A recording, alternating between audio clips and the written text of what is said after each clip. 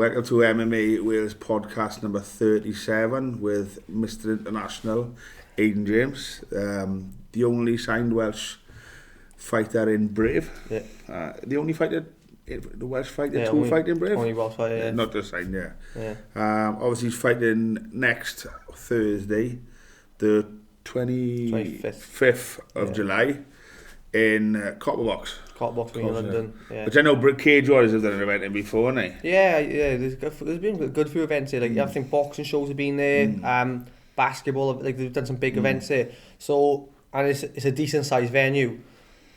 And considering we're only allowed 300 people there, which is the invite only people, I'm expecting it to be a big production. Do you know what I mean? Like I got a feeling it's going to be a very like showcase event, as in. Maybe tables or something. I don't they know. are doing tables. Is that what they're doing? I seen. Which is rare or big event. I seen they were selling tables. They were selling a couple of tables, offering out to people at $5,000 a piece for 8 people. I was like, oh, bonus money. That's bonus. I was like, you can give one of them 5k to me. I'll sell a table, but I couldn't convince 8 people to spend $5,000 a table. Is it 8 tables? 8, and that's food. It's food including some drinks, but like. London prices, or man? I mean, it's valet parking as well. Like, they park your Merc. They take it serious, like. You got to rent a nice car for that.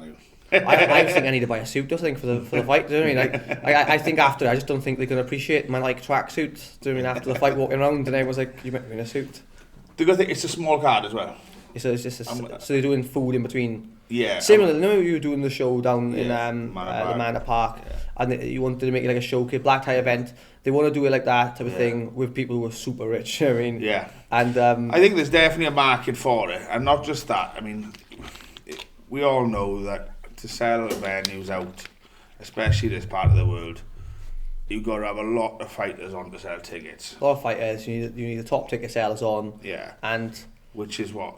You know, you're looking at 20 odd plus fights in it. I mean, reality you see a lot of shows in the UK now doing 20, 30 fights. Yeah. I see a lot of it as well. Cage Warriors do a lot. But the reality of it is, it's a lot to watch in it. Do you know what I mean? It's what actually you just see people doing in the people turn up either later now, knowing I ain't gonna sit down and watch 7-6 hours worth of fights, and they leave soon as the guys done. Like they're sick, they've done 10 fights, want to go home. Yeah, that's me. I'll turn up last 6-7 fights if given the option. Yeah. That's why, like when Brett fought in Belfast, and we went over, he was like first fight of the night, wasn't he? I think after 5-6 fights, I was in a pub. I watch. I'm like I'm a fight freak, and so I'll watch all the fights. But I remember when Brett made his debut, I was so like adrenaline dumped because I was nervous and I wanted him to win, and it was a nerve-wracking experience, and he did win. After it, by the time the main event came on, which is nuts because it was Gegard Mousasi versus Uriah Hall, I was falling asleep. Yeah, but that was a long night. That was. Yeah, I watched that fight.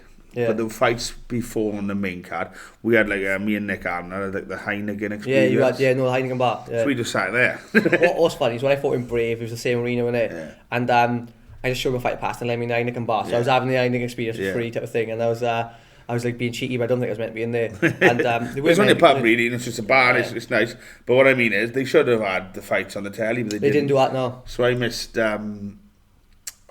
Artem's fight. It was good scrap. And Connor jumped over the kick. I missed all that because I was just in there sort of waiting for Brett, then Marshman, and that was enough for me. It's a lot of fights. When you're saying that, I know the UFC don't put fights on in the thing. So like when Brett went to fight Enoch Whistle and he pulled it out, they don't give fighters tickets. It's nuts. I thought they give fighters. You're not allowed back in the venue. You have to buy a ticket when it was beyond, right? So They give us 4 Brett and his corner men VIP experience passes. So it was front row seats with access to the like hospitality room. Yeah. So I went in there and it was mental. There's some food out. It was all free. You could take as much as you want. They had these like bowls you could dip in white chocolate. These like dough balls, amazing donut balls.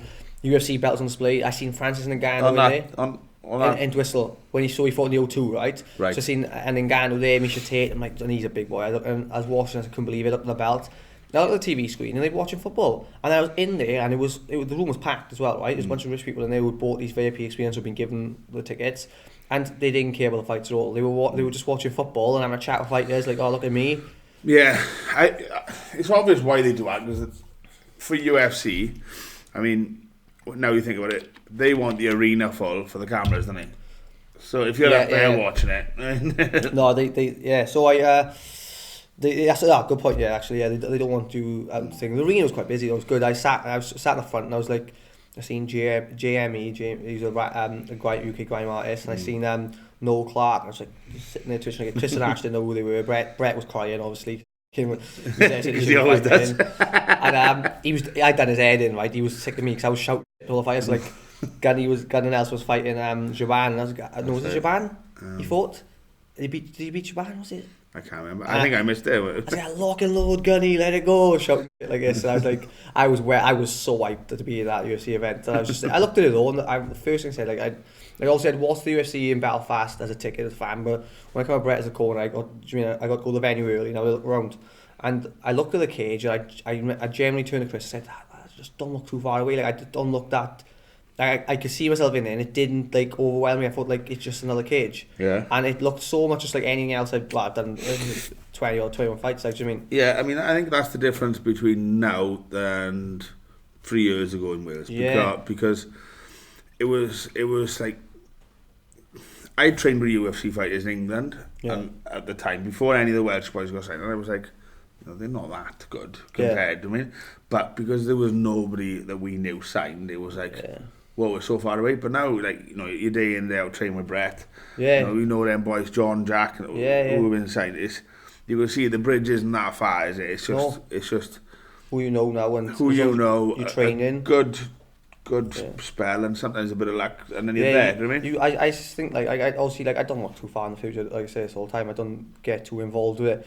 But if you're fit and your weight's pretty good, now you're able to get a short notice fight, that's your way in. Exactly. You're at the contender series, that's your way in as well. Well, exactly. I mean who spoke about this in the gym, that's how he got on Brave. Yeah, I was ready. I was ready. I was butting for fighting. Everyone was turning me down. Like I had six different or 5 different UK boys bantamweights. Some were good, I won't name them, but some were good, and they turned me down. And I was like, I can't get a fight anyway. Like, do you know what I mean? And like, bear in mind, I just had a year laid off, and I had a serious injury. Like, I won't go into it, but I had a serious injury, and I was like, I'm not gonna get a fight. Like, and then I just get a message like 4 weeks before saying, do you want to fight up a featherweight against Tommy Martin? I was like, Tommy's no joke. Like, do you know what I mean? And he would have known about this card anyway, because the Irish boys were on it, so they would have been told like, look, you're gonna do a show in 6 weeks or 8 weeks. Fans gonna headline it, so they would have known. They would be getting ready, and I was like, alright, yeah. I said to Chris, like, look, I'm nervous, like, but I think we can do it. Like, and a bit of nerves doesn't harm sometimes. I love them. I get myself. I hate it. Like, I'm nervous every fight, but I think the worst I've ever performed when I weren't nervous. Do you know what I mean? Like, I'm exactly the same. I say all the time, if a lion walked into a room now and there was 2 guys in there and one was nervous and one wasn't, which one's going to die? Like, the nervous guy's gone and he's going to be out of there. So I treat that like fighting. Like, it keeps you sharp, keeps you switched on. Yeah, but as I say, being ready, being up for it, and being willing to take the fights is how got you signed with Brave. And now you've won 3 in a row in Brave, so you're 4-0. I mean, and you've beaten people who fought for the title. France. I mean, so again, fighting like, and I thought this is the perfect card for you because you hate the reality of like fighting at home, having to sell the tickets. That's not you. No, tickets. But you sort of haven't got to travel far now, but you can't sell tickets. Yeah. What's mad? I've never, like I said to you the day, I've never had so many messages for tickets in my life. I was like 100+ people. I was like, fuck, I could have made 1,000 ticket commission. They give me a 10 ticket commission, but I could have made a easy K beer. Well, this is what I told you. I mean, like, people don't realise that, like, I use you and like Rory as an example, or even Brett, right? Brett like lives at home, so when he's training and if he was fighting local, the people who he's grown up with, he sees all the time, they're all there. They come and follow him. You're from Merthyr, so for you to move down there and train and then say to people, oh, come and watch me fight. They're like, I haven't seen you in 3 years, now you want me to buy a ticket off it. I mean, and it's exactly the same as Scott Pearson. Like, nobody knows in Porthcawl who Scott is anymore because he's been gone so long. So it's the same story, right? But I always say to people, in your first couple of fights, you sell tickets. Yeah, I did. Then people, and this is everyone, then people say, like, I've supported him now. And then you get somewhere, and then you're like, Aidan James done this on Brave, and now people want to buy into it. Back now. Because you're not fighting every week, you're like every 6 months. So, and it's like, it's something for us to do every few months. So, now is when you'd sell them. It's like a stock, innit? It's like when a product comes out and people looking like, I don't know, when there's a couple of people invest earlier, then goes in the thing, it starts building some traction. People are like, oh, I'll buy a bit of this, I'll buy a bit of that. Exactly. So I sent him, I said, you'll be surprised how many tickets you sell now. Yeah. And then you realise it, innit? Yeah. But as I say, the next fight you'll have will probably be in Bahrain or something like that. Hopefully, yeah. That's actually, I'd like to fight next. I'd like to do the That's November show, but depends. I'm on all day in Bali, no long, 10 weeks before. So yeah, just 10 weeks before. Yeah, so like, I'd have to come straight back into a camp. So I mean, I'd come back and boom. That's not bad. But then again, it doesn't take me long to get fit. Do you know what I mean? Why wouldn't you want that? So, like, who was I was saying this with Brett the other day? He's not going to do a camp. I said, will you have a week off before that? Because get your body refreshed, and then go. Yeah. That's what I mean. Holiday. That's what. No, you go. I was thinking to myself, like, I've always said, I don't. Most guys, we said this today. Most guys in MMA need an 8-week or 10-week or 12-week camp because they need to lose weight. But like, I'm very good like with my diet, and I'm spot on with it. To be fair, I know exactly, like, I write everything down. So like, do you know what I mean? Like, I know the weight I am now. I know exactly where I was this time before my last fight, and the fight before that, and the fight before that. So I've got them all tracking down, so I can see my guidelines. I know how easy, if it'll be easy to make weight or not. So I could go to Bali. I could eat whatever I wanted. I could come back and I'd have guidelines. I know, like, look, come back right in 4 weeks. I got to be here. Yeah. Then I'll do my camp. 6-week camp. So I also don't think you need. I don't think you need 8 week. Well, I train all year round, so like, there's no. Do you know what I mean? I just 5 weeks usually. I'm fit in 5 weeks. I mean, you train all year. All it is now is the last couple of weeks you specifically prepare for someone and strength and conditioning. Yeah. You know, you stop grappling so much and stand up sparring and you do MMA. You know, that sort of thing. Just makes it blend a bit. Twist it up a bit. Because all year you're doing like individual aspects and then you put it all together at the end maybe. But they reckon a good athlete these days, the only difference is the strength and conditioning at the end. So you're ready all the time. Get fit, and that's it. So that's I don't know. I mean, as I say, so back to the copper box. How many fights there? 7, is it? 7, 8? 8 fights. 8 fights.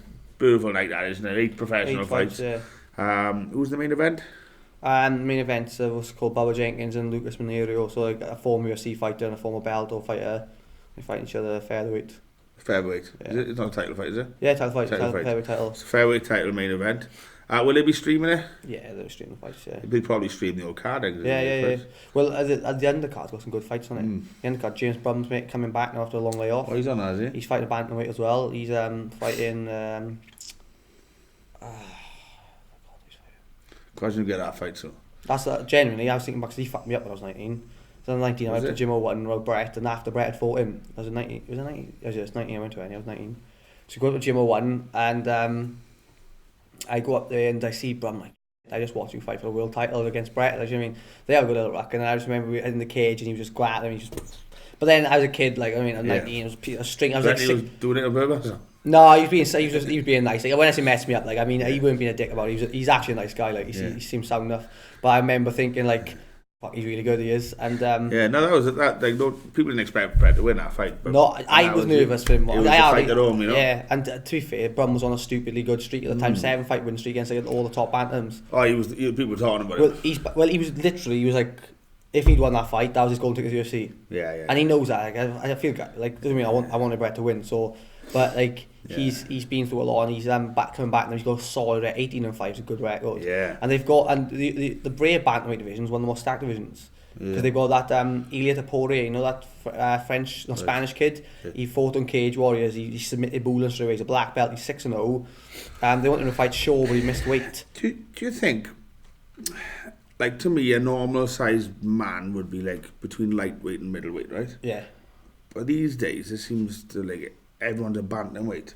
I think it's to do with like most people walk around like 72, 73, down, and they know now we know the weight cutting methods. You can get down. Like, do you mean if I'm eating what I want, right, and I'm doing, I train all the time anyway. So I don't take time off. But if I was eating, I'm like 74 kilos, 74.5. I've got another theory on it though, right? As far as like keeping people in the gym. Now, obviously, if you go to CRA now, you all know there's a lot of top level small guys. Yeah. Who can mess big guys up. Yeah, they do. Who come in the gym. So how long is it that you want to be in a gym getting messed up by little guys before you quit? Do you know what I mean? Like, if you're a little guy and you join the gym and you get messed up by a big guy, You just so sick with it. it's like, well, he's a big guy. As a kid. That was happening when I was a kid in school. Yeah. These big guys in school were running the show, and then they got the little guys. Who, hang on, how are they messing me up? If the little guys mess them up, they won't. Yeah, I see what you're saying. To be fair, I think it's hard. Like it's like an animal in natural. I just think that the weight divisions, bantamweight to welterweight, are just the most stacked divisions. Yeah, they are now. And you just don't see like because the thing is, right, when you look at it, let's have a look at it, right. When you look at a middleweight now, a top level middleweight, they are massive. Yeah. Like Mike Edwards would be a UFC middleweight. Do you know what I mean? He's a massive man. John's huge. I seen Yannick Batty, right? Yannick Batty. Yeah. He is monstrous, and he makes middle, right? I've seen some welterweights that look like you are big men. So I think what's happening is a lot of guys cutting weight. So even the bigger divisions, they gotta be monsters. Do you know what I mean? Yeah. But when I started watching MMA a long time ago. Yeah. Like, everyone, like, the divisions were like Chuck Liddell. Oh, that's why I was watching it. So, but what I mean is, like heavyweight was the best. Yeah, and middleweight, but they were stacked. They were stacked, yeah. And the little ones were like, they didn't exist until 70 kilo. No, they didn't exist. So it seems like all of a sudden it's like, all right, we'll have a few little guys. And now, the little guys. Do you know what I mean? It's like, you know, Conor had a lot to do with it. Uriah Faber had a lot to do with it. TJ, Dominic, now Henry Cejudo. Do you mean? It just seems to have took over a bit, but I think, it's gone crazy because I look at the bantamweight division in the UFC and I'm like, I won't want to be in that. I look at it, I think, me and the boys sat the other day, right, we were in Costa and we got our phones out and we were like, let's have a look at these top 15s of each division, and we were going through and flyweight obviously is still a bit thinner, right, but we look at bantamweight, like, it was just a group of boys who were just killers, you know what I mean, like bantamweight's a scary division, featherweight can't be that bad, look at featherweight, terrifying division, lightweight, terrifying division, welterweight, another one. So you look at these divisions, you're like, they're all. But then you look at middleweight, and it's us, and like heavyweight as well. Don't get me wrong, they beast, but like Thiago Santos, right? He was a middleweight. Yeah. He had 3 fights at light heavyweight, and then he has title.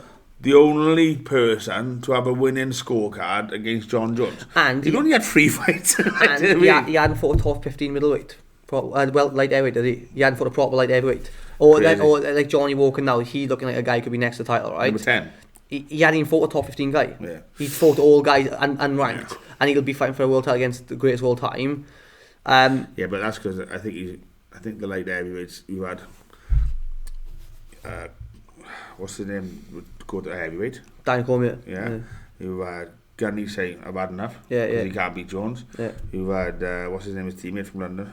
Jim Manuel was tired. Yeah. So they haven't fought the top 15 because we just lost 3 or 4. Do you know what I mean? So the little guy's always coming in as well. There's always a little guy coming. And they don't get as injured as long. No. So also, part of it is to do with the fact there's less KOs in them divisions. Yeah. When you look at Manuel, like he's been starched. I love Manuel. He's one of the guys I remember as a kid inspired me. But he's been starched bad a few times. How many starchings have you got? Do you mean you've only got X amount of starchings? Yeah. You look at Gustafsson's had some wars. Yeah. Do you know what I mean? So like a lot of these guys, when sometimes they get it, and they get it hard. Like Corey Hansen is a guy who's close coming up to the title fight now, light heavyweight, got starched bad by Manuel. I was in London actually. Yeah. And when you think about it, the little guys don't take the impact. Who was the guy who knocked Manuel out with that step through left roundhouse? One now. His last fight. Santos knocked him out, and then the boy who knocked him out last was I know you're on, but I can't remember his name. I'd like to see him have 2 more and then go for someone. He just remember close. He stepped forward. Bang, yeah. Beautiful kick. But yeah, he's one I'd like to see. Have a little bash it. But anyway, right. Let's talk about your opponent. Cam, yeah, he's good. He's good. He's tough. Do you know what I mean? He's fought a lot of good boys. He's a bit of like he's beaten like he beat 2 good prospects early on. So I'm looking at it now. Like he beat Paddy Pimblett. I mean, legit. That's legit. Isn't it? And he beat Dylan Tuke, who was like a young rising star at the time as well. Again, like Paddy was young though. Paddy was 19. When was that? That was 6 years ago. Yeah, Paddy was 19. And have you seen the fight? And he choked him. Yeah, but Paddy made a mistake. Like Paddy jumped for a triangle, sat up into the darts, and the Cam's got good. Cam's a brown belt. Ash, my coach, has fought Cam in jits. Yeah. Yeah. So like Cam's. How did that go? Ash went obviously. Ash is ridiculously good, isn't he? Yeah. So so Cam, he's a very good grappler. He's got power in his hands for a bantam. He's quick. He can kick as well. He taekwondo background, so he's very well rounded. And he's got some loss on his record. The Damo Eden one, I thought they could have stopped that. I know it was Mark Goddard, so I wouldn't go against him. He's the best ref. But I thought, and then Damo Eden bring it back and win him by TKO. But so you could have said that should have been stopped. You know what I mean? If you watch that fight, Cam hurts him. His other loss before that then was it Ed Arthur? That's the Bama title. And again, Ed Arthur's no joke. So I know Ed Arthur's a beast. I know it's a big step. I was doing an interview the other day and someone asked me like, "Oh, is this the toughest test of your career so far?" I was like, well, it is, but every fight's like this for me now. It always has. Like my last like 8 fights have been. So I went Maniac Pan, right? As amateurs, I'll go through some amateurs. Maniac Pan. He was 6-1 at the time with 6 KOs, and I took him on 3 weeks' notice. I was actually, do you know what actually happened? It was like maybe 4 or 5 weeks' notice. I was pissed with the Scot, right? I hadn't fought in ages, amateur fight. I hadn't fought an amateur fight in ages because I couldn't get matched. I was drunk with Scott. He just won. Scott had just fought in Cage Warriors. So I messaged. I literally was drunk, and I was like, I seen Dale Percival put up a post like trying to match up Maniac Pan. I was drunk. I was like, let me message Chris in the morning, and then he said, I said, oh, can you message Chris about this for me, like, because I want to get a match, because I know Chris knows on Facebook, is he? Yeah. So I was like, can you message Chris for this? Doesn't look. Yeah. So like, can you send this to Chris or something? Do you know what I mean? And I was a bit drunk. I woke in the morning. I was like, I just agreed to fight the Maniac Pan. And because I'd been watching him as well, and he'd be starching boys. It's terrible hangover. And then I saw tough fight. Next fight after that was Luke Westwood. So he was like, at the time he was 11-0 as an amateur, 5-0 pro K1. He's like legit, like, and he'd a purple belt. And I mean, he fought Scott, you know, and go and beat Scott in the comp. He's good. Yeah. And I was like, another tough test. We beat Luke, obviously. Then after that, then they give me a young kid from a bad part of London, Kingsley Crawford, and Kingsley Crawford's no joke. Like, I mean, he'd been taken up in Cage Warriors recently, and he was on a good fight win streak. Fought Kingsley. And that was my last amateur fight. And after that, then I take my pro debut against Ash Williams, who, even though he had an up and down record, he is tough. Awkward. He comes sparring day. He's awkward. He's got a chin in mind. I hit him some good punches of the week. He's got a wicked chin. He's got a wicked chin on him, and he's hard to read. He's got to guess. So he catches guys out for being so weird. I put, like, we were sparring, and I thought, Aidan's fighting a taekwondo guy. Yeah. Spar together. I put him in the cage and realised, oh yeah, they fought, didn't they? I could go a bit. It did. So like, I felt like he picked it. It don't matter anyway. So anyway, that's good. It's good for each other, isn't it? I fight Ash. You're long way off. Lay off. Then the next nose, boom. Tommy Martin. Oh, top of career, boom. Franz Lambo. Yeah. And Franz, like, you know, people talked about him. Do you know what I mean? He's just he's 2-0 in Bellator now. Yeah. He's just 2-0. Does I mean he's 2-0 in Bellator right now? So is he 2-0 1 2-0? So like you look at it, all the boys are tough. Cam's a tough fight. After him, do you know what I mean? There'll be another. They're all tough fights. So like, I don't take anyone lightly. I take everyone very seriously. MLAMBO. Yeah, I got him. So, I take everyone seriously. I train as hard as I can for everyone, and I just let it happen. Do you know what I mean?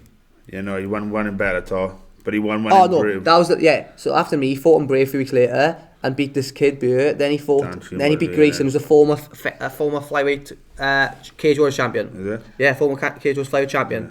And his next fight, Dominic Woodin. He's fighting, mind you. He's putting the fights in. Oh, he likes scrapping. Yeah. And to be fair, I remember him throwing shots, right? I was sparring him, and not sparring, I was fighting him, obviously, sparring. And we were moving around, and like, knowing someone hits, you just go, you can dig, like. So I was there, I hit my shoulder, it did, so I thought, that's he's got that, like, really, I remember watching fast. Him. Yeah, like, long. Yeah, you know what I mean? He fought. There's an Irish boxing champion now, Jay Quigley. Have you heard of him? Yeah. They fought each other. This amateur 16, amateur like all Irish nationals. Yeah. That's how good Franz is at striking. And then Moonram, like I caught him with nice jabs. I think I landed Franz on the feet. Yeah. With strikes. I landed like a nice straight. I landed nice jabs. Right. I never went faint bump. I instantly just started swelling. I caught him sweet like, and he even said like, I did. He said like I was quick, like popped him. But he Franz, I got lost. But he's a nice guy as well. Yeah. He is he's sharp striker. He's no joke. Like I remember he's gonna fight Nathan Morgan on my show. If you remember, but he didn't have a visa. Yeah, so and then a few weeks later he ended up fighting Luke Ward. And he ended up getting his visa sorted. He ended up fighting on Maple Cage, and he knocked Luke Ward out. So he's no joke, Franz. Right, short break, and then we start talking about Aidan's training. See you in a bit.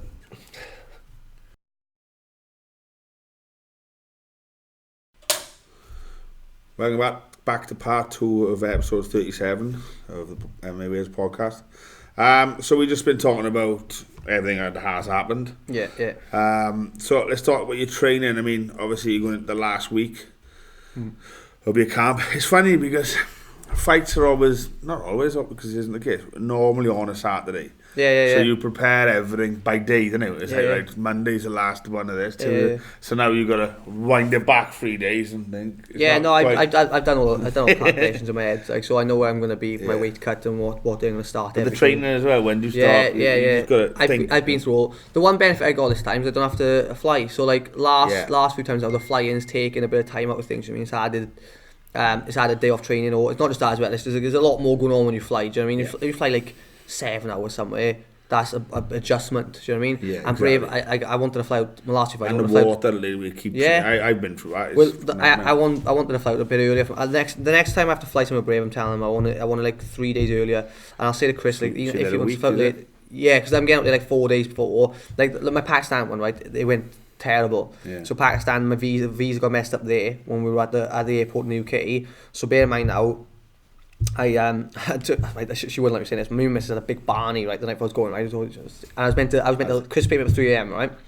My missus had a Barney, which I didn't tell Chris about straight away, because he would have been telling me like, look, you should stop this. You know what I mean? Like he's the sensible one. So he had a Barney, and I was up until 1 a.m, 1:30. I slept from like 1:30 till about 2:30. Got up, packed. So I've been up all day the night before.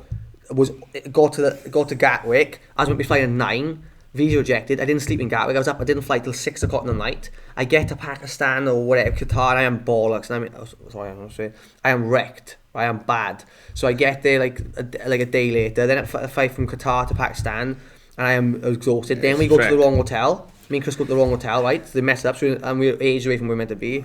And I'm like, Chris immediately passes out. Like he passes out on the bed. I can't sleep because I'm like a white. I'm a nutcase. You know what I mean? So I'm not sleeping at all. And we ended up finally getting back to the hotel. I had an hour's kip, and I was like, right, just going to start the day. Tomorrow's weight cut day. So I had a little bounce about now. Next day, cut weight, made weight, fight. So what day did you get that? I was meant to get there like the Tuesday, and as we're fighting Friday, weigh in Thursday, weight cut Wednesday night. Do you know what I mean? Weigh in. So if I was fighting Friday, weigh-in was Thursday, and you do your week at the night before. So I was meant to get there Tuesday morning. I didn't get there till Wednesday morning. So, and I was like basically start week a day. So I had to mess about and I did whatever I had to do, and the next thing you know, boom, start a week cutting and get it done. So it was a mad old rush. Pakistan was. It was like an in-out job, mercenary style. And then with this fight now, with the benefit of it not being having to fly is just, I mean, it's just nice. You don't have to go through that. It makes a difference, and that's the thing. You like, as you say, you like to go away and fight. But I do. Yeah. At the same time, some guys are just sitting in their house doing the cut whilst you're on the plane. Like Jalal, I went to Mandarin. Jalal's with a family. Do you know what I mean? He's getting stuff done. He goes to his own house, home comforts. Don't get me wrong. Like I've thrived in uncomfortable scenarios. Like I always have since a kid growing up to now. Like it's probably what I do stuff like this. Like, do you know what I mean? Mental stuff like this. So like I seek the discomfort usually. So flying away somewhere, enemy territory, like I said, I don't think that's gonna bother me. Although so far it hasn't bothered me. And to go to London now, like it's just gonna be nice knowing I'm gonna take Scott to me. 4 hours and I done like. I take Scott to me for the first half of the week, so Chris can stay with the family and Ash can stay with the family. And then teach the classes, and then I'll bring him up later on. I want to show Scott brave as well. I wanted him to see a little bit about just turning pro. Yeah, I want him to experience because like when Brett let me come to Belfast, it was nice to see a little like. Yeah, it's a different amateur and pro. Like, do you know what I mean? Like, it's a lot different. As an amateur, I pretty much worked all the time. Yeah. Working, you train the night or whatever. Friday, do you know what I mean? Friday now, you stop your food, weigh in Saturday morning, fight Saturday night, do you know what I mean? It's like a weekend, almost like a five-a-side, no, it's not, but it almost is, do you know what I mean? Yeah. And then pro, I don't mean just pro where you're like with Brave. Up on the way in and then it's not that type of pro, this like is a fight UFC pro. And I'm going there, I got to do posters, media, I got to speak to people, I got to do all these different type of things, I got to do all these check-ins, but Brett showed me that experience when he did Belfast, and I was also super thankful. Like I appreciate. Like it's weird. Like you're in a hotel for a week with your opponent. You see each other all the time. You're doing media and that. Yeah. Then you fight in. So like it's a step difference, and I'm gonna appreciate. Like obviously I'll go with Brett and I'll bring Scott now so you can see a little bit about it. And I was different. It's nothing crazy. I don't change anything, but it's different. And I'm hoping that you'll enjoy the experience now. And I'd like him to get signed with Brave. I would. Yeah. Do you know what I mean? Like, yeah, but as I say, he's a featherweight. Like Brett and Jack open the door for other Welsh fighters. It's the same thing. You know, bring them through. Like, I'm not like, oh yes, look at me, only Welsh boy on. Like, I don't care. Like, I honestly, like, I could be in an organisation with just Welsh people. I don't care. Like, I just want to fight and get to do what I love. But I want to bring Scott in. Hopefully, he'll see a bit and he get 1-2 pro wins. Maybe they'll ask Scott to have a jump on a show. You know what I mean? That'd be nice. As I say, he's ready to go now. I know he just come back from his holiday. He's straight back in the gym. We talk about Scott a lot, and the reason is he's like the one that hasn't turned pro, and now he has, isn't he? Like everyone else within. Well, he's had more fights than me, and he's amateur. Do you mean he's had like 27 amateur fights? Yeah, that's an age thing, and he was so young when he. Well, he just got. And also he took short notices all the time. Like never fought Tom Murphy kickboxing. You come to meet us outside the fancy room to get the scales. I said, you fancy fighting tomorrow? And he was like, we'll fight tomorrow. And next thing he TKOs him. You mess him up like that's Scott all over you. Do you know what I mean? Yeah, but that's what, as I say, you've got to be ready all the time. Yeah. But right, so this fight, obviously we talked about the guy's style. Are we changing anything up? And like the good thing is, and I'm going to go back to how many guys who've got similar weight in your camp. What you tend do you use them to imitate things? I do little bits. Like, I got my own thing going on. I mean, I watch stuff, I figure things out, and I have a little see. Like, it's hard because everyone's got habits. So all fighters have habits. All fighters have like stuff they do. So when everyone's like when people want to think they train for a specific opponent, but you're gonna probably fight how you fight. Do you know what I mean? Yeah. There's things you gotta watch out for and things you gotta be aware of. Like with France, I just knew like I didn't do nothing different to fight France. My training was exactly the same. I didn't start going boxing. Like, you ain't going to get better 8-week boxing camp for a boxer. No, exactly. Do you know what I mean? If he's fighting someone like Jay Quigley as an amateur in an all-Irish Arsenal, and he actually had like 200 boxing fights. What I'm going to do is not box him. Yeah. So what I just thought was just be sensible what I'm doing, boom. And I didn't box him. Taught me again, like, do you know what I mean? Like, I'm fighting a well-rounded guy here. What can I do? Like, how would you just prepare to be the best? How do you be someone awkward for taekwondo? How do you be someone awkward? Look at that angle. How do I do that against? What do I do against the boxer? Kick him. What, you know what I mean?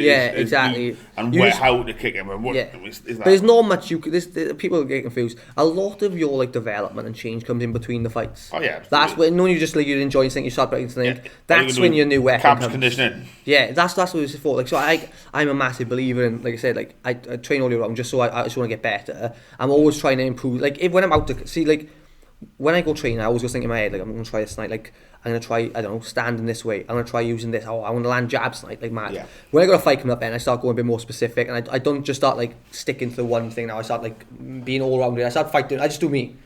And that's the difference. Like a lot of people, like, so that's why I don't leave the gym in between fights, because as soon as the fight's done, like in my head, I'm like, oh, right, now I can start playing with something. Usually, sometimes I see, like after my last fight, I was booting my leg too much, so I was like, I need to work on checking kicks. So in between, I did a lot more checking kicks, and now like I check them a lot better. Don't know, I'm probably gonna get a leg kicked next week, like, do you know what I mean? But I do check them a lot better because Jalal had good, good taekwondo boy. But I did not taekwondo. He did actually Jalal was taekwondo. Jalal was good Muay Thai boy. He trained Muay Thai for 12 weeks before that fight, and he'd already done a few camps there. But I never was like, I'm gonna do Muay Thai, because you're not. If anyone go into the gym and become a spectator in 8 weeks, then we'd have a bunch of world champions out of nowhere. The thing is, right now, any experience before you do MMA is good. Yeah. But I always say now that you can't be a boxer, you can't be a Muay Thai fighter, you can't be a kickboxer. You've got to be an MMA striker. Yeah. Because it's its own thing. I think like if you're going to ask me like a base for striking before MMA, I think one, it depends on your like attributes and stuff, but a good style for MMA striking is actually like that early amateur boxing. So amateur boxing where it's in and out with the point scoring. It's because the pro boxing now standing tight, don't they? But blocking that, but you can't do that amateur because you got to try and score the points. They actually move in and out and they use a lot more like long range, accurate strikes. As far as with punching concerned, and then when it comes to kicking, then you want a good kickboxing type, a Muay Thai type of. Just you want to have like kickboxing like. When you're a kickboxer, you obviously got better knowledge. We're like the kickboxing I used to do, where there was no leg kicks. Different, suits it better because you have the footwork. Yeah.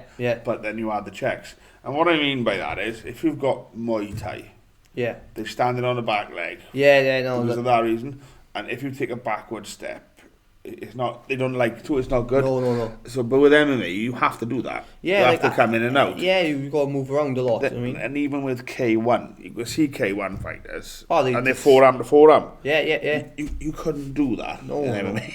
Well, that's the thing. So I think like that's why I thought always early amateur boxers. I mean, popping, pop, moving out, pop, moving out. And that's good. moving out the block. You learn to add your footwork in with your kicks then and mixing. Like the only thing is if you want to kick good and kick hard, you can't move too much. Do you know what I mean? It's a big thing I learned. Like I was very movement based, and like when I done more Muay Thai stuff now, and the guy who was teaching was saying like, look, you can't move this much and expect to land kicks because you got to actually have your feet on the ground to throw a kick. Do you know what I mean? You can only be on one leg.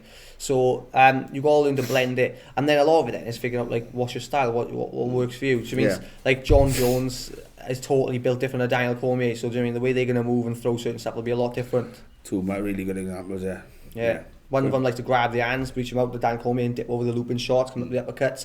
Very good. He likes to clinch. Even so, like with Daniel Cormier, like we see he grab his hand, you'll see that his chin's a guy. It's tucked in.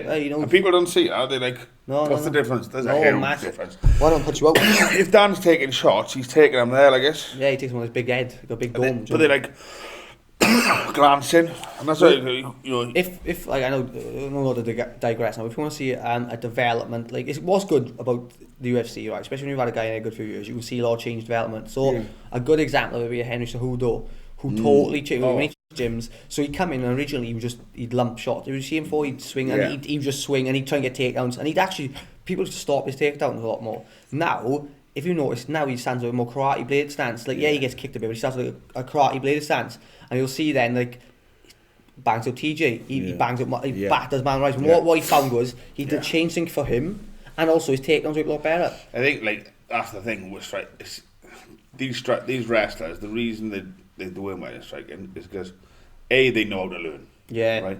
They know how to be taught, and they know how to listen. They could coachable athletes now. Yeah, exactly. But because they have no striking and they go into MMA, because they can go straight into MMA and bull rush at the beginning, but then they go learn striking. Because of that, they're not thinking, what should I do, boxing, Muay Thai? They're doing MMA striking. Do you know what I mean? So they're going to like MMA coaches and learning MMA striking. And a good benefit of the wrestlers, right? They're all stacked boys, the big boys, and they all hit hard. So you got a guy called Calvin Cater, he just fought in the UFC a couple of weeks back, 3 weeks back, and he starts the boy clean. He's a wrestler. But what happens is they got these boys who've got good frames on them, right? So they're built well, they got good frames on them. Do you mean you don't see them all lanky and stringy? They know how to plant their feet. They don't. They know how to set their feet. They also know how to put their weight into something. You think you take them, put your weight in someone. So you see these boys and what they do, off their back foot. They push and they throw any shots and they just starching guys. And like all the wrestlers hit hard because they know to throw their body weight into something. They got they take them, so you've got to control someone else. And they're very teachable. Yeah. Brilliant. So okay, so as you say, next week, 25th of July, and you're looking at fight once again this year or twice? Or? Yeah, I'd like to. Like I won't think too. I don't want to look too much into it. Like, you don't know what's going to happen, but you know what I mean? Like, I don't. If that's a different time. Yeah. Right now, the only thing I think about is next week. Yeah. So, anyone who wants to watch, they can't buy a ticket. Yeah. But I've had people against me. So mess me. Look, Aid, please. I'll pay £100 per ticket. Like. I can't. He goes £100. He messaged me again. He's like, mate, I'm willing to pay £100. Tickets are usually 25 quid. This guy messaged me. He's like, tickets are usually 25 quid. I'll pay £100. I was like, I understand. £5,000 a table. It's like, I understand you're willing to pay £100. What I'm saying is, they're not selling tickets. If there's tickets for £100, then there'll be some being sold. But so I'm looking on the website now. It's Brave website. I imagine you can get a link off here somewhere to buy. Well, they'll post it up. They post it up. They do. So they put a thing and it's like, what's this? They fight today. Tell me you got a picture of me. Skinny boy. Yeah, so fighters. Boys. So what they'll do is they'll put a link up on that. Look on his chest. I know, don't get missed that. I'm not gonna put anything on my chest now. Just keep. I gotta get out of the tattles, not cover the octagon. But yeah, they'll put a link up and that'll be a stream. To be fair, with Brave, the streams are usually, even in the countries have been hard. Like Pakistan was a hard country with logistically sort out. They've had good quality streams. So the last fight, everyone said the stream was brilliant. And I assume if it's gonna be London, the infrastructure's spot on. Do you know what I mean? I can't see a problem with London having a bad stream. No. Pakistan was hard to work from. Like I mean, like. Even there, the Wi-Fi wasn't. Do you mean it wasn't perfect? We were outside in tents and that. It was a weird vibe. I should imagine in the middle of London they go right. And also, if they're doing this for celebs and that, do you mean like they're bringing? I know Mia Khan's coming. Oh, nice. He was there when I fought him in Belfast. First time I swore it was like this Mia Khan. Like he had a photo of me, cool guy. Like and So he'll be there again. I don't know if he'll recognise me. Like, oh, that's that weird skinny Welsh kid. It's the octagon chest guy. Yeah. I seen Dan Tilley last time. I don't know if he's coming because he was only his teammate with it. You know what I mean? Yeah. So I doubt he's going to turn up just to watch show. But you could have some, like, in London there's a lot of fighters, you know. I was hoping to bring Tom Hardy. Someone interviewed me the other day and they said, what one super celebrity? I said Tom Hardy, only to wind up Chris. I want to photo. He looks like him. Yeah, I just want to photo him together. I'm going to tell Nath, when Nath gives Chris his pre-fight trim now, his pre-coaching trim, and I say to him, look, Tom Hardy might be a bit weird, because I want to, if Tom Hardy's there, I need to play on this, do you know what I mean? I need to get this done. But we'll see now. I don't know, just time to focus on the fight. Emily, we've sent our emails to try and be there to media, so to obviously push you on a bit. Yeah. So hopefully, anyone you want to thank? Or obviously, I'd thank the gym, like Jimmy, like CRA and all my training partners. Thank you guys. I've been coming down KGB as well and doing some good sparring with the kickboxing boys on there, and they all like Jimmy, like different looks. So I thank both them gyms. It's getting good now because we started to blend a bit. They start rapping a bit more as well. Yeah. So obviously, people who've helped me know who they are. If sponsor wise, I'll give a shout out to the two. Is Feel Supreme, who this is funny because I got love amp stuff on this podcast. So, but Feel Supreme, my CBD sponsor, and they just, and I don't even care about just the CBD itself. They give me mushrooms and that, so I like the not magic mushrooms though. I like the you gotta say it. I like the cordyceps, and I like the ashwagandha and the lion's mane. But then there's another guy, Will Brom, who's like the health optimization clinic, and he's my osteo. Just passed his thing, and I've seen it all over. He does. Look him up, guys. He does treatments on me, and like Will Bromfield. Yeah, you'd be surprised. I didn't believe in stuff like massages and stuff before. I just thought just kept do me this. Together when I was fighting. He does a lot of stuff on my body. Like this, honestly, like I'll say I was like niggling here, my foot, I was saying he'll move my hip, and it's weird. And he knows exactly what to do. So I'll give them to a shout out. And then other than that, if anyone watches this and wants to sponsor me, I'm not even cash money sponsors. I don't want no kit. I don't want no. That's why I'm from Merthyr. I don't need clothes. I don't need any more training kit. I've got too many. I go to Sports Direct. It's fine. Yeah, Sports Direct and eBay. But I want. If you want to sponsor me, and just chuck some cash money, and I'll put your business logo on my bum. So, right. Thanks for coming in. We'll obviously try and be here next week. Yeah. Is there anyone who wants to help Aidan out in any way, like you just said with cash, give him a message. Anyone wants to watch him, there'll be stream options for Brave. And the next time he fights, it could be somewhere tropical and you can buy a ticket. If you want to fly to like a different country though. Yeah, somewhere tropical. Right. Awesome. See you next time.